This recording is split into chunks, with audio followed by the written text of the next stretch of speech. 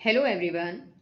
आज हम छठी कक्षा के विषय सामाजिक विज्ञान की कार्य पुस्तिका का अध्याय 1 सरस्वती सिंधु सभ्यता में आने वाले क्रियाकलाप को अच्छे से हल करना सीखेंगे। सभी बच्चे वीडियो को शुरू से लेकर अंत तक पूरी देखें और अगर आप अभी तक चैनल पर नए हैं तो चैनल को सब्सक्राइब भी कर लें और साथ में दिए बेल आइकन को जरूर प्रेस कर लें। तो देखिए, एक बार शुरुआत करते हैं हम। ये अध्याय 1 सरस्वती सिंधु सभ्यता, इसका क्रियाकलाप दिया गया है और इसमें कहा है कि चित्रों को ध्यान से देखो और बताओ कि इनमें से कौन सा चित्र कौन से आधुनिक चित्र से मेल खाता है। खाली जगह में नाम भी लिखें। तो यहाँ पर देखिए बच्चों, यहाँ पर प्राचीन चित्र दे रखे हैं इस साइड और ये दे रखे हैं आधुनिक चित्र। प्राचीन चित्रों में ये जो चित्र हमें नज़र आ रहा है ये भगवान शिव का चित्र जो है, पहले भी प्राचीन काल में शिव की पूजा की जाती थी। और आज का जो आधुनिक चित्र है वो यहाँ पर देखिए, ये वाला चित्र है, भगवान शिव जी का जो है ये चित्र है। तो हम इसको उस चित्र से मेल करेंगे। यहाँ पर ये जो हम चित्र है ना, इससे वो शिव जी भगवान का चित्र जो है वो मेल हो जाएगा, ये मेल खाता है। अब यहाँ पर देखिए, एक बार ये चित्र नज़र आ रहा हो आपको, यहाँ पर ये विनायक जी का चित्र है। पुराने समय में इस तरह से विनायक जी की पूजा की जाती थी और विनायक जी का जो है वो चित्र यहाँ पर दर्शाया गया है। और आधुनिक काल में जो ये चित्र देख रहे हैं, इससे ये चित्र मिलान किया जा सकता है। अब इसी तरह से आगे जब आप देखेंगे, यहाँ देखिए,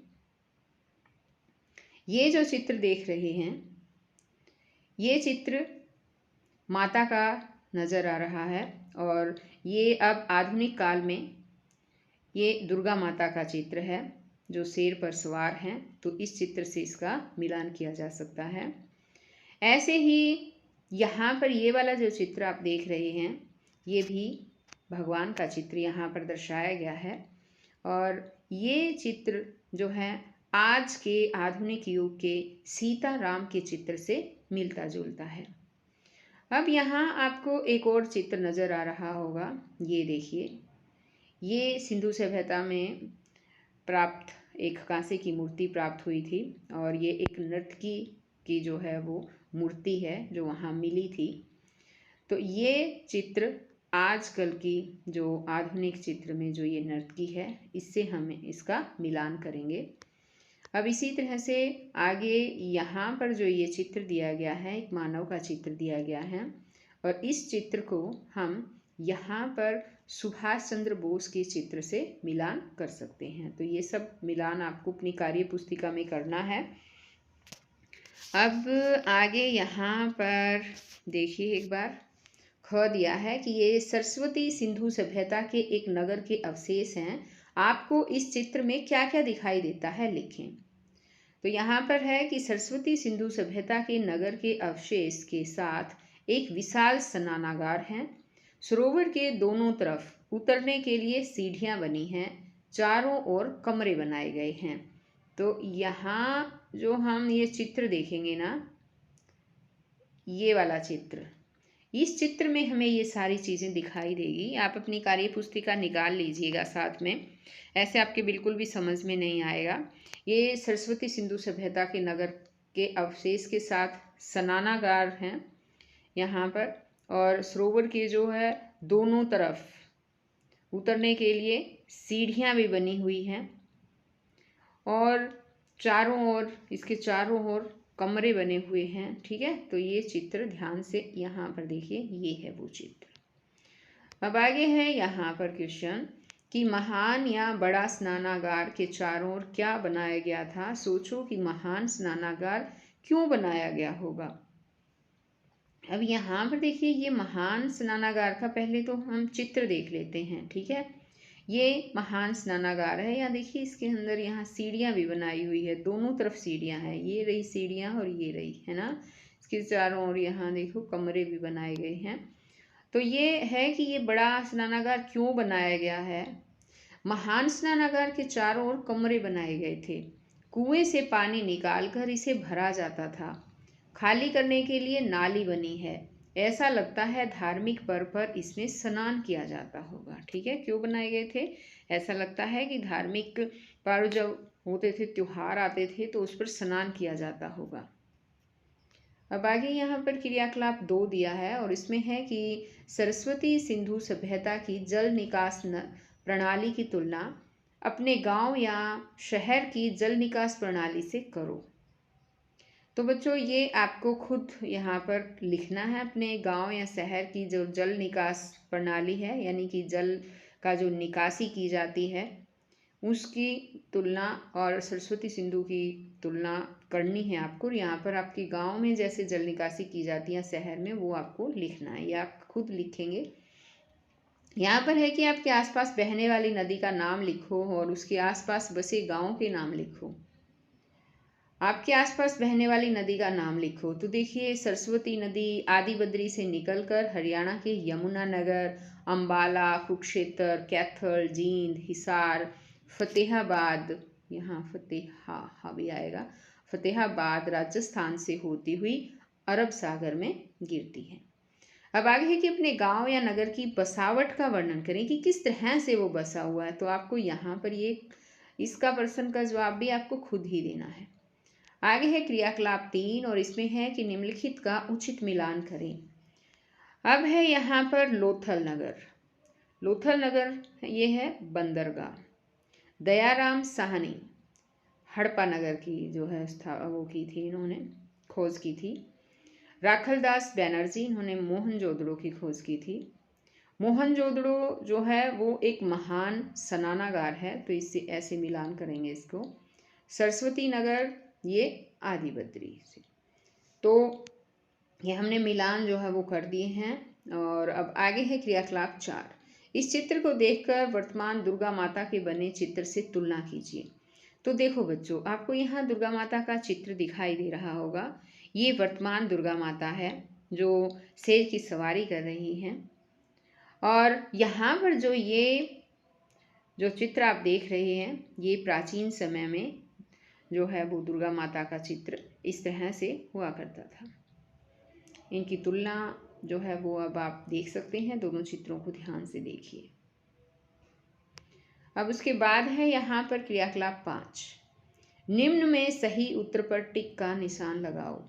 सरस्वती सिंधु सभ्यता पुरानी है। कितने साल पुरानी है? ये 8000 आएगा यहाँ पर। अब यहाँ पर इसने कहा है कि मोहनजोदड़ो से मिली मूर्ति में ने पहने हुए हैं। क्या पहने हुए हैं? कढ़ाईदार वस्त्र पहन रखे हैं। पत्थरों को तराश कर बनाए गए थे। पत्थरों को तराश कर मनके बनाए गए थे। अब इसी तरह से यहाँ पर देखिए, हड़प्पा सभ्यता के एक बंदरगाह का नाम है, हड़प्पा सभ्यता की बंदरगाह का नाम है लोथल। कपास की खेती के प्रमाण मिले हैं। ये मेहरगढ़ जो है, मेहरगढ़, उसमें मिले हैं।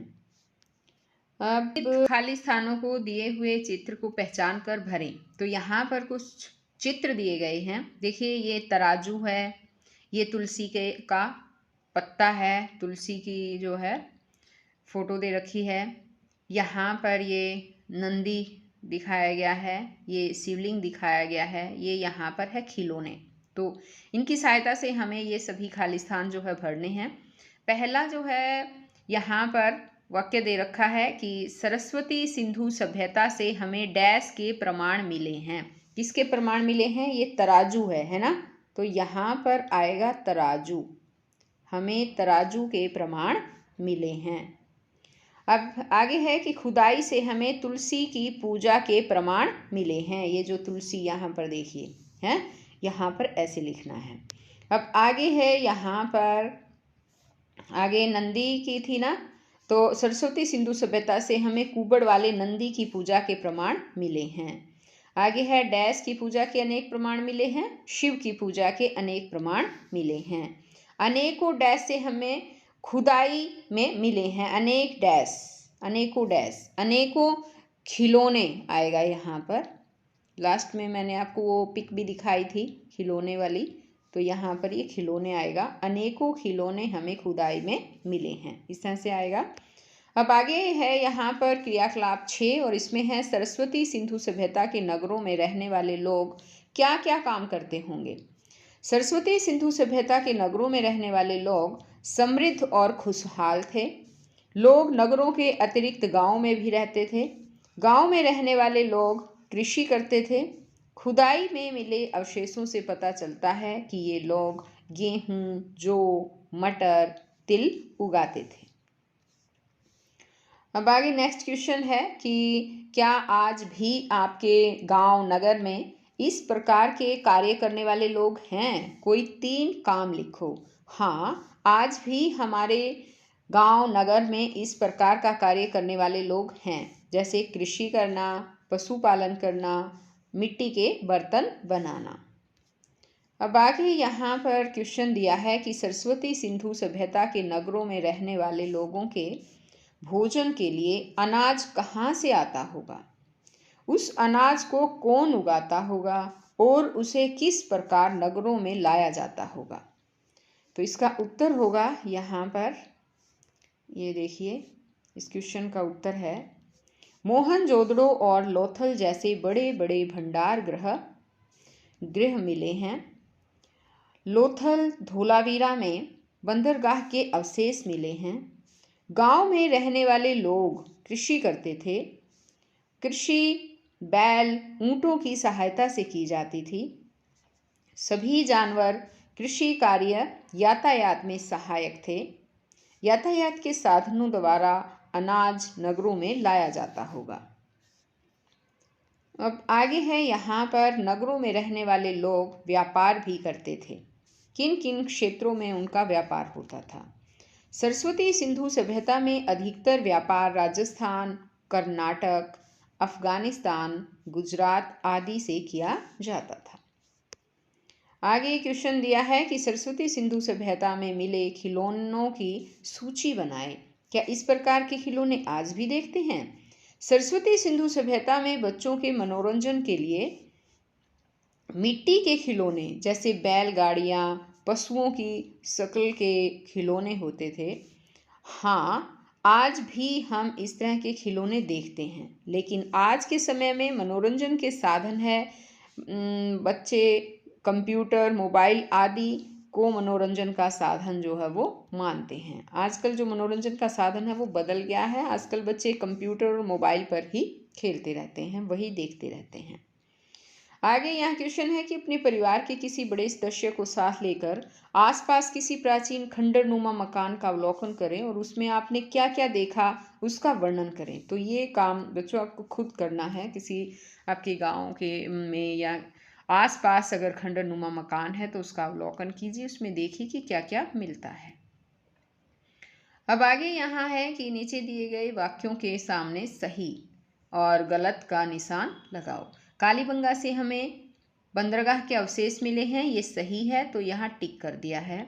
सरस्वती सिंधु सभ्यता के नगरों की चारदीवारी कच्ची मिट्टी की बनी थी, ये गलत है। सिंधु सभ्यता जो है, सरस्वती सिंधु सभ्यता की नाली व्यवस्था उनकी स्वच्छता को दर्शाती है, ये बिल्कुल सही है। सरस्वती सिंधु सभ्यता के पुरुष व महिलाएं दोनों आभूषण पहनते थे, ये भी बात बिल्कुल सही है तो इसे भी टिक करेंगे।